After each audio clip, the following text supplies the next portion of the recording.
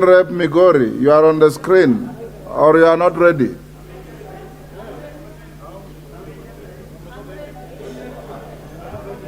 If you are not ready to speak, please take out your card from the screen to free for others.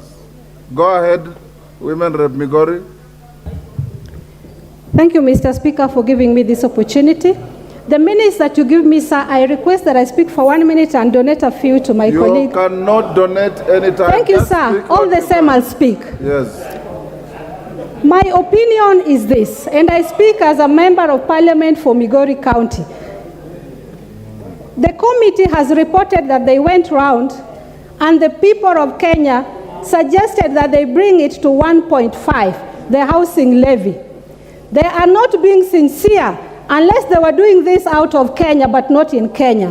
Kenyans are saying zero. They don't want it. They are not interested. They are not aware of your 1.5. And I'm questioning this. If you are dishonest, even after speaking to Wananchi, where is your honesty? Chair, you said that people told you that they want 1.5.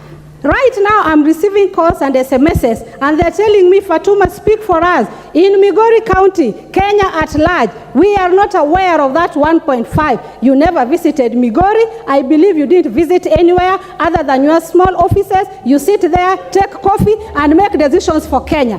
We are telling you we are not interested in your levy. We want food on our tables. Our children are going hungry. We don't need houses. We are living in our grass thatch houses. We are comfortable with those houses. All we want is food. And as a youth, I'm telling you, shame who? Shame on you. I am not aware of your input. And I'm telling you, you should be ashamed. You are lying either for yourself or for your government. As the people of Kenya, as a youth, I am telling you, whatever you promised us in your agenda, keep your agenda and stop shakaholaing us. We are not interested in your house. It will not even come even if we give you 100% levy. We know the truth that you don't keep your promises, and you're not going to twist us in this.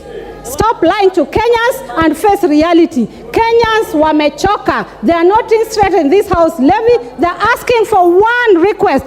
Please give us food. Don't give us houses that do not exist. After all, as a Muslim, there is a golden house waiting for me in heaven. I don't need one from Kenya Kwanza. Thank you, Mr. Speaker.